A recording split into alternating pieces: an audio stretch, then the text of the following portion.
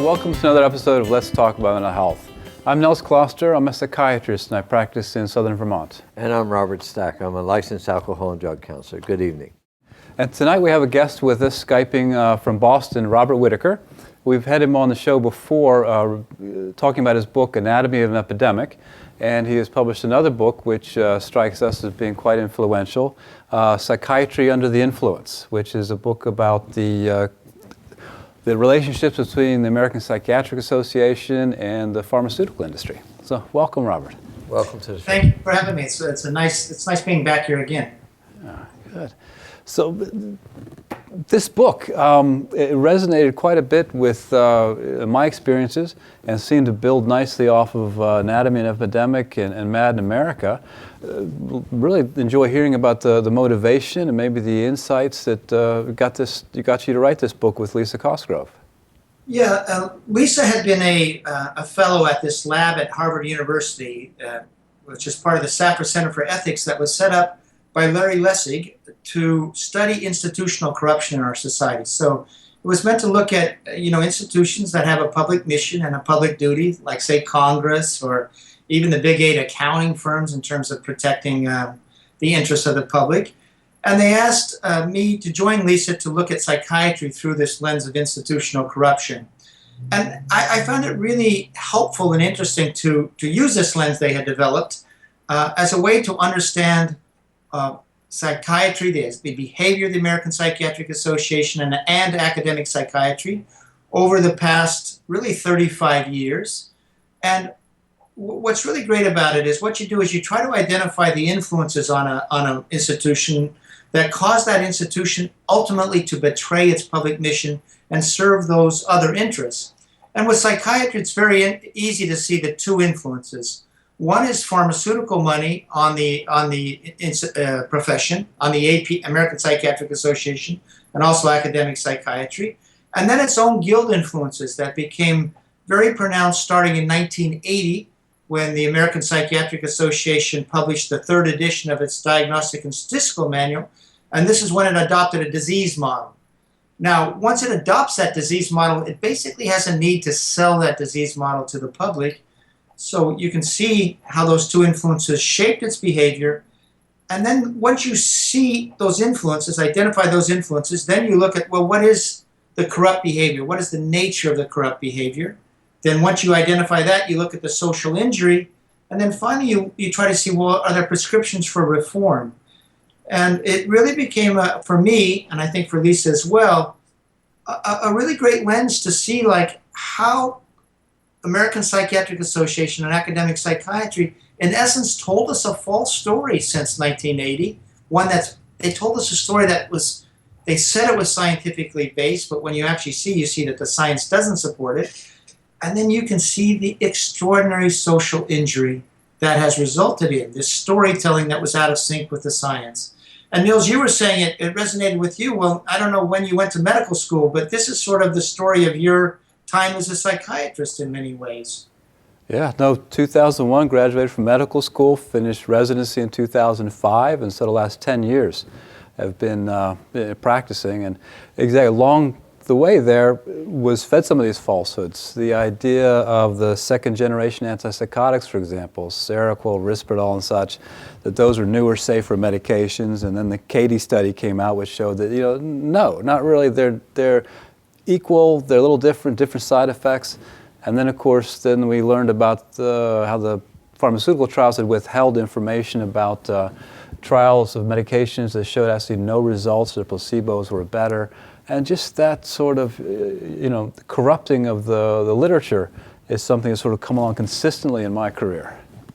Yeah, you really do see time and time again where the published results, whether it be about the new antidepressants or about the atypical antipsychotics or the use of these drugs in children, they tell one story, and then you see when you have a chance to look at what is being sent to the FDA or dig a little deeper into the studies funded by the NIMH, you just see a different story.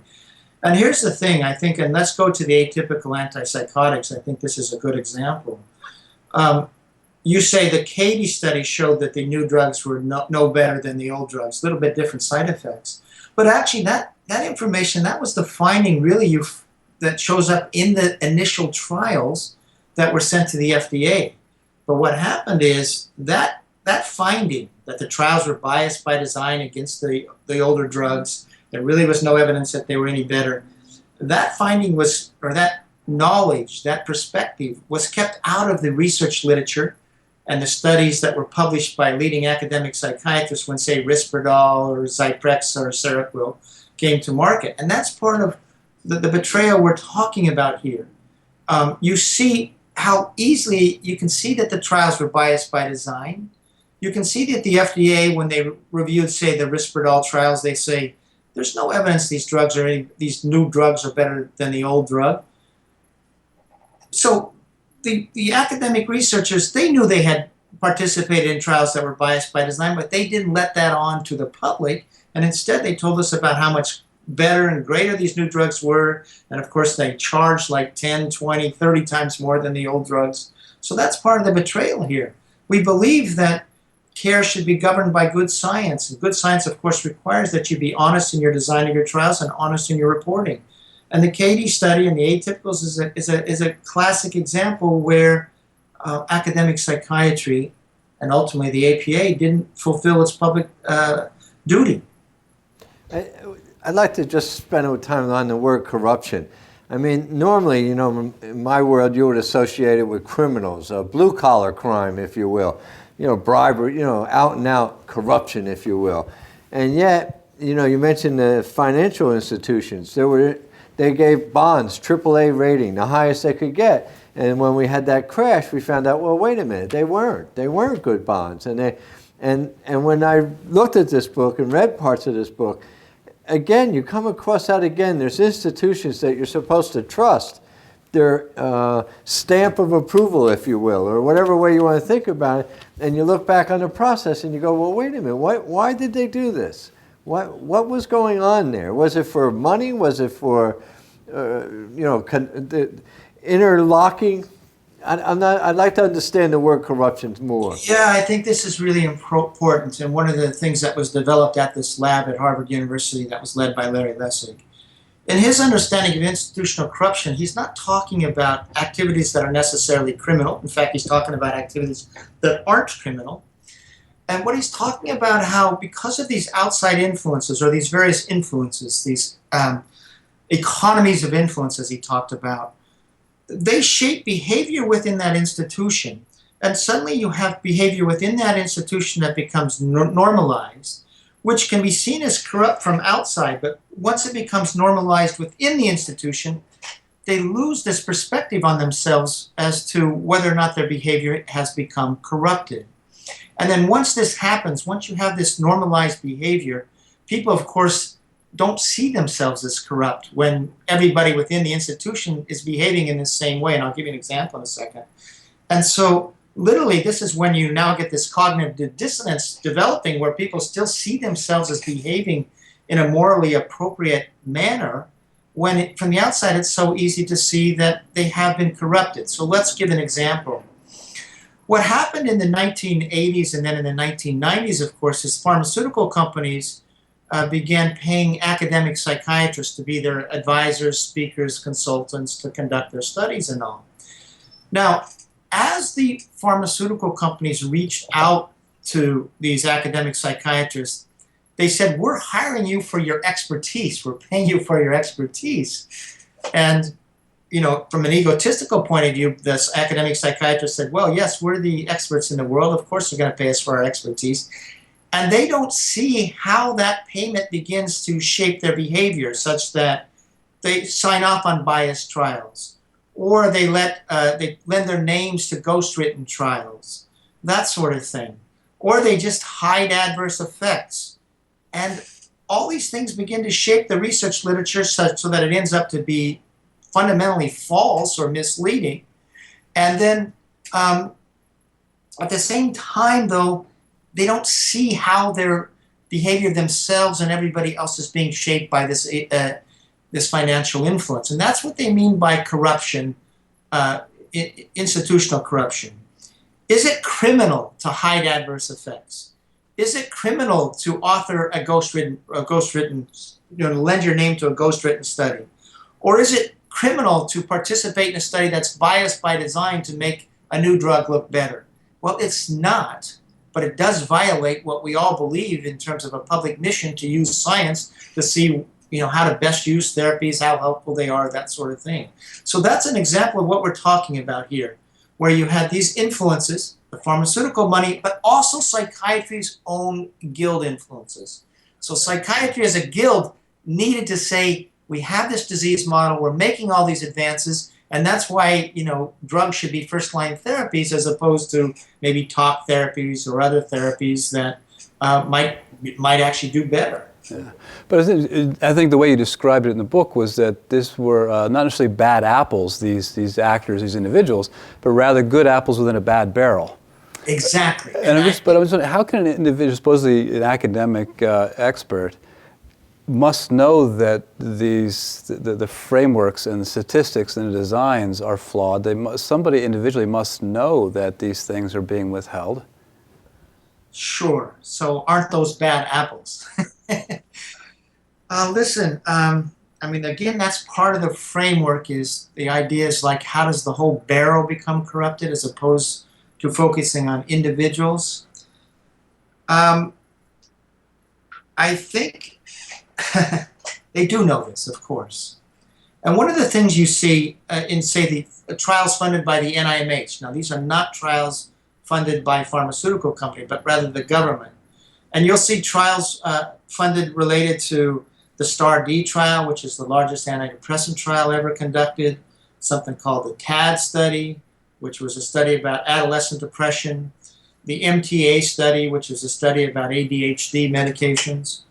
In some ways, the spinning of the results and the hiding of adverse effects related to long-term drug effects I think are worse than anything in drug industry-funded studies. So isn't that an example of bad apples? Because you'll see this hiding of adverse events. I think what happens, it's a study of the human mind. If people believe the medications are necessarily helpful, even over the long term, and believe that they're much more effective than placebo, somehow I think they dismiss the studies and say, well, we really know the drugs are helpful long term, or they're much better than placebo. And they just begin to look at the studies in ways that protect themselves from having to say that they did a fundamentally corrupt thing in terms of participating in biased design. It might have been that there were some people who knew that the emperor had no clothes. But the danger is that when it leaks out into society, when it goes out to people who are not in on the know. And I can remember sitting in interviews and talking to somebody about their drug use or their struggle, and they would look at me with a straight face and they say, well, one of the reasons I take drugs is I have a chemical imbalance. And, people tell you all kinds of things, but there is a belief out there that there is such a thing. And yet when I read your book and I came to that and it said, no, I was shocked. I thought for sure it was like an established fact that this was one of the reasons we have mental illness. Yeah, listen, this is what you find is that after they publish the DSM-3 and they adopt this new disease model and put psychological explanations more, in the background as the causes of mental disorders, you see that the American Psychiatric Association ramps up its sort of PR capacities and reaching out to the media to sell this new disease model to the public. And the chemical imbalance story became a great way to sell it, because what did it say? It said we've discovered the pathology of these mental disorders. We have antidotes to these pathologies, and that's a metaphor, like insulin for diabetes. That's a metaphor that immediately tells that modern psychiatry is making great progress. If you look at great breakthroughs in medical history, it's when you identify the pathology and then you get an antidote to the pathology. And so they began telling us this story of great progress, and it fit guild interests. But what is really, and I think it was 2000, they start saying it in 1980s, and basically they keep repeating it. Obviously the drug companies love this idea because it's going to create a huge market, and just as you say, Robert, an explanation of why you need to take the drugs, not just now, but for life. It's a beautiful metaphor for expanding a market, and it supports guild interest. But what is remarkable is it was falling apart in the early 80s. And basically in 1983, the NIMH said, we've studied this. We're just not finding, for example, that people with depression have anything wrong with the serotonergic system. And I'll tell you a quick story. I was giving a grand rounds at Massachusetts General Hospital a few years ago. And one of the people who was going to give a rebuttal said, you know, you said we told people that they had a chemical imbalance. We knew that wasn't true 25 years ago. That's an outdated proposal. Why are you making us look bad? And I said, well, I'm pretty sure you're right. You did know it had fallen apart 25 years ago, but I'm pretty sure you forgot to tell the American public that. And every head in the audience went like this. Yeah, and in 2005, you can see that the American Psychiatric Association put out a press release where they had done a survey of the population. They said, good news. Most Americans understand that mental disorders are due to chemical imbalances. They know these are real diseases of the brain. And what they don't know is that we're experts in it. We, as opposed to family doctors, are the experts in diagnosing chemical imbalances and treating them. So here, the American Psychiatric Association is telling this story to the American public, celebrating this understanding as an advance in knowledge, even while they know it's not true. Yeah, and I think that is an extraordinary betrayal, in my opinion, of the American public. Yeah, and I think I've been seeing a lot in sort of professional publications, the periodicals recently. The APA is starting to back away from that whole idea that this was ever said. But I can understand the guild interest. So the American Psychiatric Association wants to sort of have its sort of respect, its niche in the medical community. I can understand the financial interests of the pharmaceutical companies. But somehow these concepts resonated with the general public. And I mean, there are a lot of, say bold new ideas that arise and die quickly because they don't resonate or they don't seem to run true. What do you think was going on here? This took off so well and became so influential for such a long period of time. Well, it's a very simple metaphor to understand. First of all, I mean, it is, you can immediately grasp it. And by the way, one of the times that I began to question it is I was doing a series in 1998, going way back, about studies where they had withdrawn antipsychotics from schizophrenia patients. I said, well, why would you do this? They're like insulin for diabetes. That's what everybody told me. Everybody I interviewed said, these drugs are like insulin for diabetes. And then I asked someone finally, I said, can you just tell me this, show me the studies, give me a citation where I can actually find this to be true? And I swear to God, the person said, well, it's just a metaphor. I said, like insulin for diabetes? I said, yeah, I understand the metaphor, but now tell me where they found the chemical imbalance was true, that people really suffered from this. And they said, well, we didn't really find this. I said, what do you mean you didn't find it? And then they said, well, we just use it as a metaphor to get people to take their drugs. We know the drugs are good for people, and this enables them to understand why they have to take the drugs. So, I mean, it resonated because it's so simple to understand. It fit into this antibiotic model of modern medicine where we think we can discover pathologies and fix them. Remember, the 90s were the decade of the brain. Supposedly we're going to uncover everything about the brain and we're going to decode the gene. And of course the brain is much more complex than that. It wasn't so easily understood. I mean, I think in many ways the decade of the brain was a failure in the sense that what we discovered was how incredibly complex it is and how, in fact, that the brain is not this steady state thing. It's shaped all the time by the environment constantly. But I think it basically fit into this model of progress, this model of drug progress, this model of uncovering the mysteries of the brain. And the American public is sort of primed to believe in this progress of medicine. But what about the role of insurance companies? I mean, when they tell a doctor you only want to get paid for 15 minutes. So what they end up doing is doing med checks. It's how are the meds working? And you almost like it's like everybody is playing with each other. They're all listening to the same tune. And I mean, it's just amazing to me. No, Robert, I think this is the tragedy of this whole thing. The truth of the matter is the American Psychiatric Association and academic psychiatry, with funding from the pharmaceutical industry, has basically told us a false story since 1980, but it's come to us as a story of science.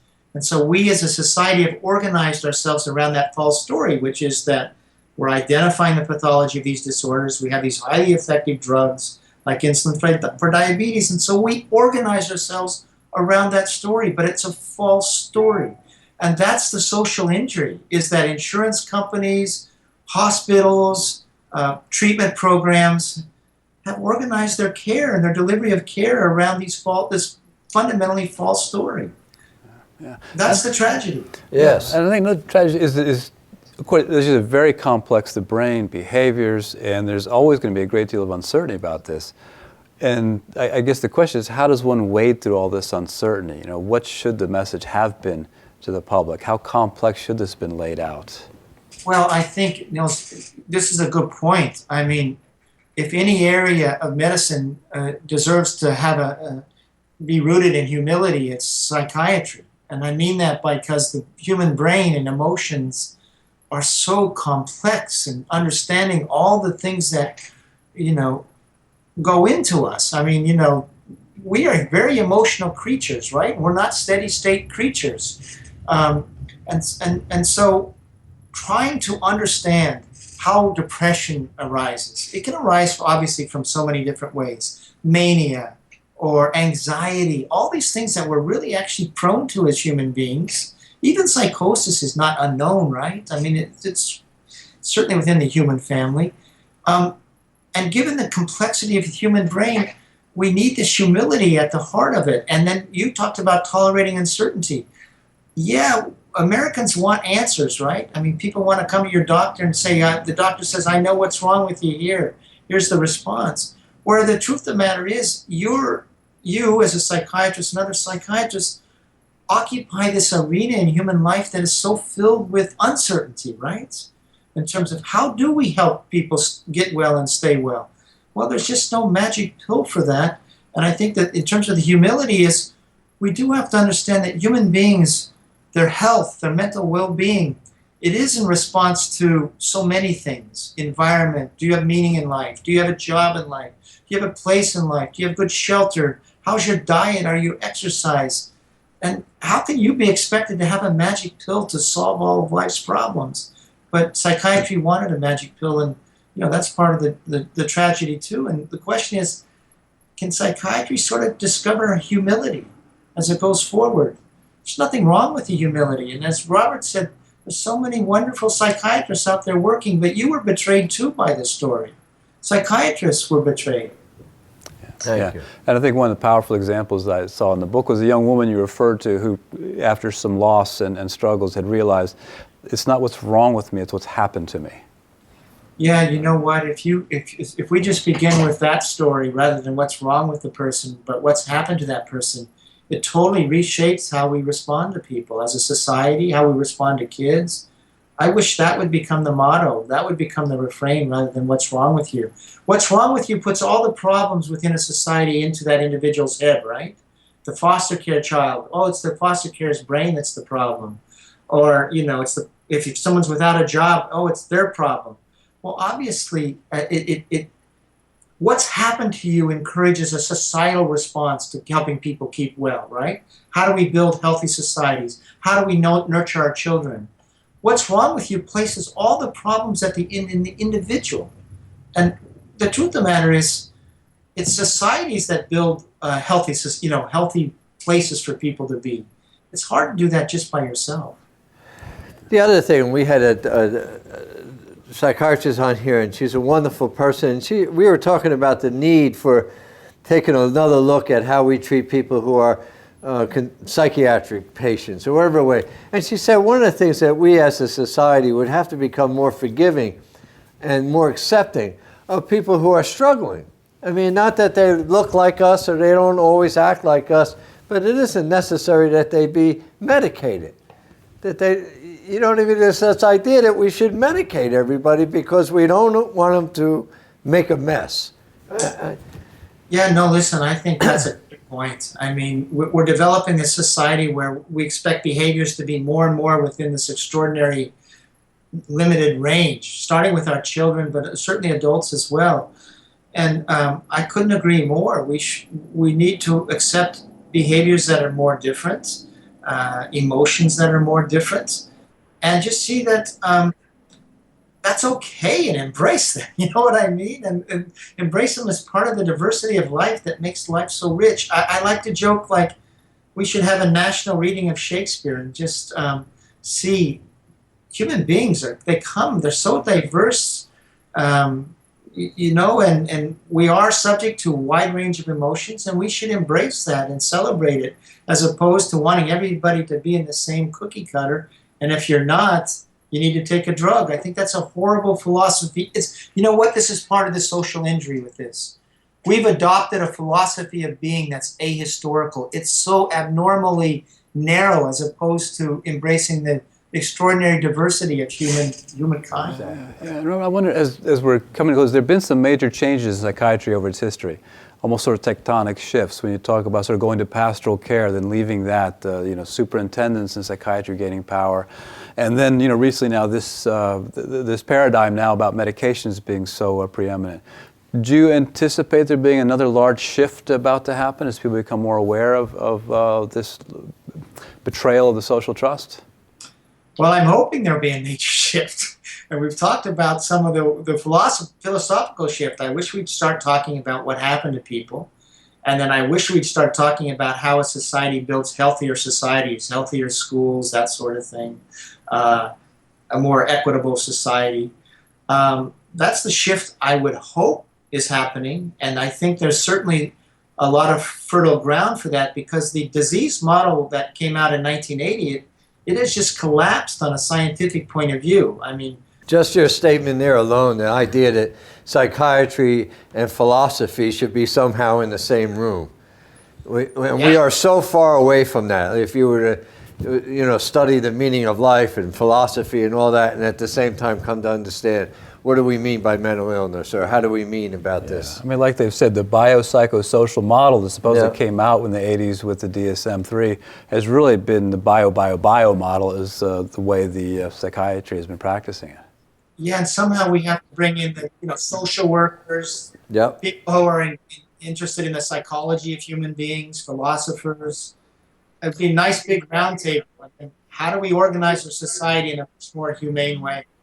For the people who might be listening, and we're coming to the end, is there any closing comments you'd like to make, or any comments that you would like to share with folks? Or referrals to other sources? Yeah. Well, Madinamerica, this website we've had since 2010, this website we've had has been devoted to rethinking psychiatry. In other words, let's look at the science, and then also let's look what are people doing differently. And we're really going to go forward with trying to identify initiatives, programs, alternatives that are showing to have good benefits, and offer us a sort of a way forward. Now, there's a lot of good things happening in Vermont, by the way. There are a lot of cool things happening in Vermont with, you got a Soteria project. I know there's some respite homes going on. And I think the psychiatric community, including psychiatrists, is really open to rethinking things. So one of the things I'd like to do is write about and have Madinamerica report on these initiatives, these alternatives, and saying, what are you learning? What are some of the hurdles? What are some of the successes? And can we learn from each other and then build a new system of care? So resources, it's not just come to Madinamerica, learn about it, but tell us what you're doing so we can highlight what people are doing and are working around this country and even abroad as well. That's what I'd like really is to emphasize, is that Madinamerica hopefully can be a community for looking forward about what we might do better. And again, I think so many cool things are happening in Vermont. We just need to know about them. All right. Well, thank you very much for coming on and being part of our show. It's wonderful having a conversation with you again, Robert. And thank you for your work in writing your books. Thank you. And it's been a real pleasure and honor to be with you both here tonight. And thank you for the time. All right. All right. Thank you.